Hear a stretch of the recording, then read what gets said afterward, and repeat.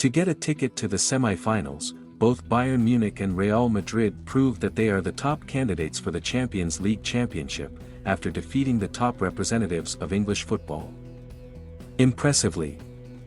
As for Bayern, although their performance is not good when they lost their dominant position in the Bundesliga to Bayer Leverkusen, coach Thomas Tuchel's team still knows how to defeat Arsenal with their experience in the Champions League playground.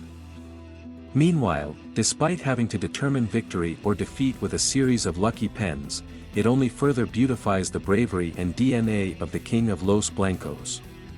Many people have even called the confrontation between Real Madrid and Bayern Munich an early final of this season's Champions League.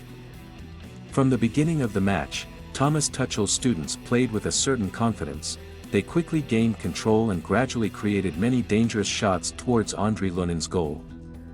That doesn't mean that coach Carlo Ancelotti's team can only passively defend.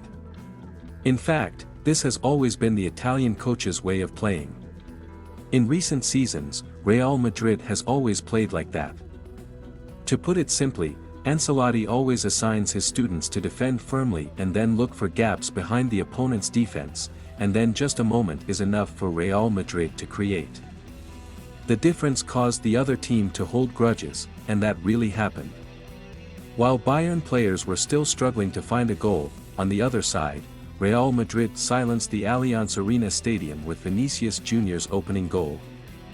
Starting from a world-class pass from Toni Kroos, the Brazilian star took advantage of his superior speed to escape and defeat goalkeeper Manuel Neuer.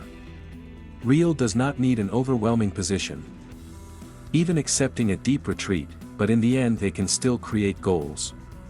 After conceding the goal, coach Thomas Tuchel's team continued to increase the pressure on Andre Lunen's goal. At the most difficult moment for the Bavarian team, they had the excellence of Leroy Sane.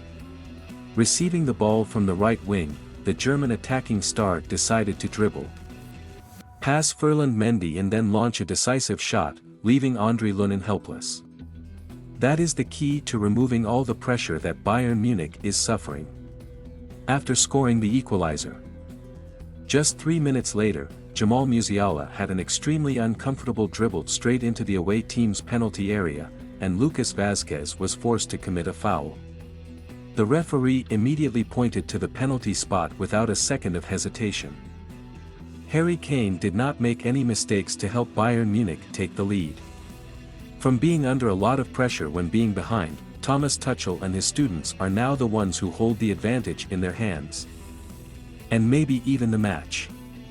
However, the breathtaking chase at Allianz Arena has not stopped. Conceding 2 consecutive goals, Real Madrid raised their squad to seek at least a draw in their trip to Germany. It must be said that this was the moment when the match was pushed to its most exciting level, with consecutive attacks from both teams. As for Real Madrid, those were the decisive efforts of Vinicius Jr. As for the home team Bayern Munich, shots from Harry Kane or Eric Dier are also very dangerous.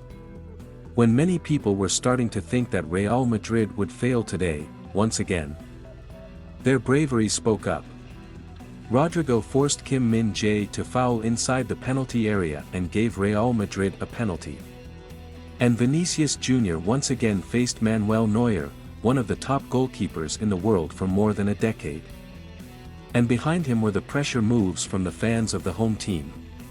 But in the end he did not disappoint his teammates. His decisive shot defeated Manuel Neuer, ending the breathless match between Bayern Munich and Real Madrid. The final score was 2-2. With this result, the representative from La Liga will have a slight advantage in the reception of the opponent right at the Santiago Bernabéu stadium in the turn.